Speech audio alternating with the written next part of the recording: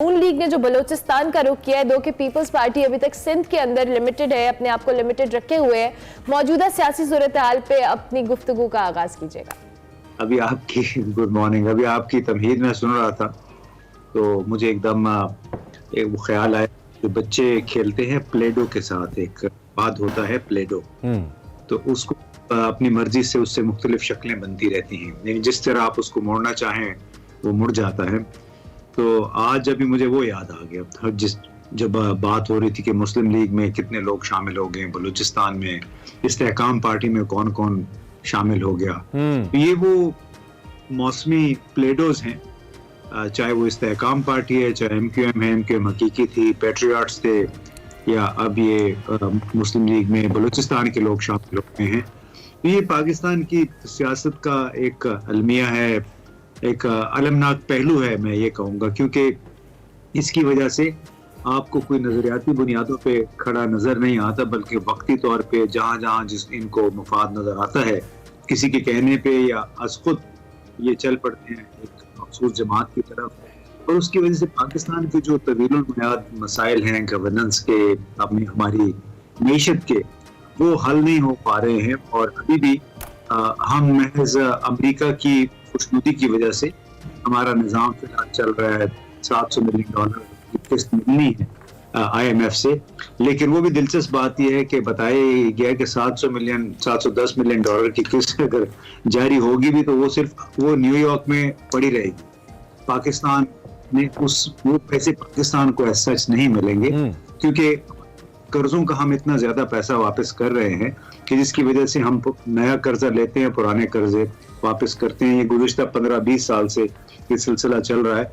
तो इस कॉन्टेक्स्ट में ये जो जोड़ तोड़ की सियासत है और वही पुराने लोग और आपको दोबारा वो सामने ले आते हैं, उसमें मैं समझता हूँ पाकिस्तान अगले 2-3 साल इसी बदहाली का शिकार रहेगा, क्योंकि हमें कोई नए आइडियाज नहीं हैं, वो लोग हमारे पास नहीं आ रहे हैं कि जो एक नई सोच के साथ उन तकाजों को सामने रख के पाकिस्तान को ले जा सके जो इस वक्त हमारी रियासत कर रही है, हमारे 25-24 करोड़ आवाम की जो जरूरत है उसको जो सामने रख के काम कर सके। ठीक, अनफॉर्चुनेटली ठीक हो गया। दूसरी जानिब आमिर साहब, आपने इम्तियाज गुल साहब की गुफ्तगू से उन्होंने प्लेडो का रेफरेंस दिया, उन्होंने कहा जिसका जब दिल करता है कलर चेंज हो जाते हैं, वो चीजें उसी तरह से चलती रहती हैं। Do you agree?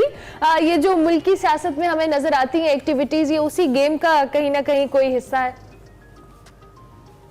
इम्तियाज गुल साहब से मैं एग्री क्यों ना करूं, उनका तजजिया है और बहुत खूबसूरत, ये भी खबर है। और असल बात जो आपने स्टार्ट में कही कि जी पीपल्स पार्टी बैठ के देख रही है, बिल्कुल ऐसे नहीं है। पीपल्स पार्टी ने दर्जनों दौरे पंजाब के किए हैं, बड़े जरदारी साहब भी और छोटे जरदारी साहब भी आके बैठे रहे हैं।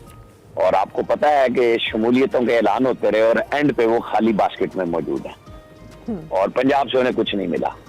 जब वो महबूस हो गए हैं सिंध के अंदर, उनको BAP के जो उस वक्त वजीर आला थे कद्दूस बजिंजो ने खत लिख के कहा कि हम आपके साथ शामिल नहीं हो रहे, माजरत कर ली।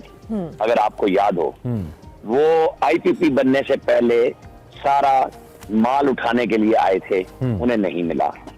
उन्हें PTI पार्लियामेंटेरियन से पहले KP में उम्मीद थी कि ये हरा भरा जो गांव है और बस्ती है सारी हमें मिलेगी, उन्हें नहीं मिली। उसके बाद से उनको मुस्लिम लीग नून से गिला हुआ, एक्चुअली वो एस्टेब्लिशमेंट से गिला है कि ये चीजें तो हमें मिलनी थी। और उन लोगों ने जिन्होंने जाना होता है हर दफा और बदलना होता है, तो वो लोग भी ये देख के जाते हैं कि हमें मार्केट में बदले में भी अपने वोटों के अलावा कुछ मिलेगा कि नहीं मिलेगा। तो वो PMLN है। आपको पता है BAP जो है वो PMLN से उस वक्त की एस्टेब्लिशमेंट ने निकाली थी। और जो सनाउल्लाह जहरी इस वक्त पीपल्स पार्टी में है कादिर बलोच के साथ, वो इतने बहादुर साबित हुए थे कि शाहिद खान अब्बासी उन्हें बचाने के लिए पहुंचे थे वजीर आजम के तौर पे, और इन्होंने कहा नहीं मैं रिजाइन करूंगा, मेरे बस से बाहर हो गया, और ये छोड़ गए थे, पाकिस्तान से भी चले गए थे उस वक्त। और हमारी सियासत का अलमिया है ना कि जब एस्टेब्लिशमेंट दाएं होती है और बाएं होती है तो आप इनको देखें, ये सारे के सारे इस तरह चल रहे होते हैं। यहाँ पे PMLN को आपको एक क्रेडिट देना होगा कि उनकी जो अपनी क़यादत थी, ये बलूचिस्तान या साउथ पंजाब आप देखेंगे कैसे जाती है, उनके लोगों ने 2-2 साल जेल काटी। और जब लोगों को महकमा ज़राअत साउथ पंजाब में एक्टिव हुआ तो क्या कहा जाता था जलसों में, विकटें गिर रही हैं।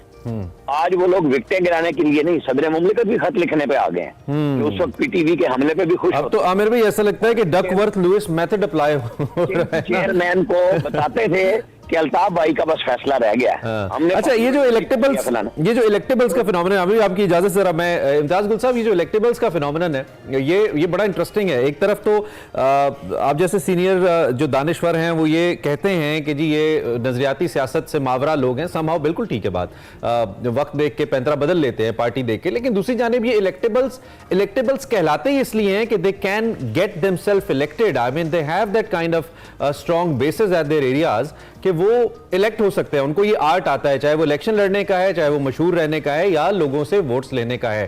तो वो इस आर्ट को फिर कैश क्यों ना करे? आई मीन वो अगर पावर में रहेंगे तो वो इलेक्टेबल भी रहेंगे ना, लोगों के महबूब रहेंगे, लोगों के थाने कचहरी गलियां मोहल्ले फैते जनाजे जिसे हम अपने देसी जबान में कहते हैं कर पाएंगे। तो इसमें क्या हर्ज है? फिर उन्होंने तो सियासत करनी है, मकामी लोग उनको वोट दे के बनाते हैं, तो क्या बुरा है फिर इलेक्टेबल होने में? देखिए, कुछ इसके दो पहलू हैं। एक तो ये कि इनके कुछ अपनी कंस्टिट्यूएंसी होती है जो हल्का नयाबत है, क्योंकि खानदान नवाब होते हैं, सरदार हैं, चौधरी हैं, सैयदजादे हैं, तो उस हवाले से इनके कुछ मुस्तकिल वोट होते हैं। दूसरा, ये वोट खरीदते हैं।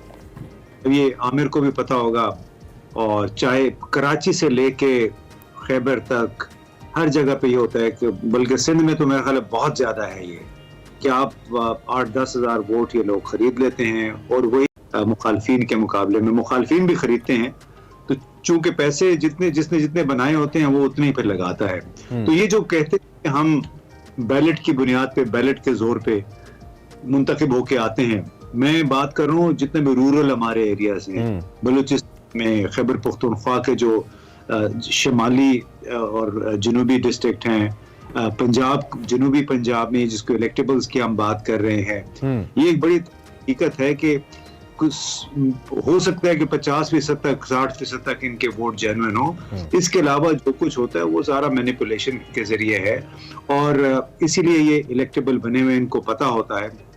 कुछ मिसालें भी हैं, वो यहाँ मैं देना मुनासिब नहीं समझूंगा कि किस तरह इन लोगों ने इवन अब्बाद में, उसमें डेरा इस्माइल खान में, वहाँ पे अलबत्ता जो खरीदारी वगैरह है, इसमें फिर अली अमीन गंडापुर और जो मौलाना फजल रहमान के दरमियान कॉन्टेस्ट था, वहाँ पे शायद वो खरीदारी काम नहीं आई थी मिसाल के तौर पे, लेकिन कई ऐसी जगह हैं जहाँ पे ये इलेक्टेबल बनते ही अपने पैसे के जोर पे हैं। तो यानी देखे ना, ये तो अपनी तब्दील क्यों करते हैं?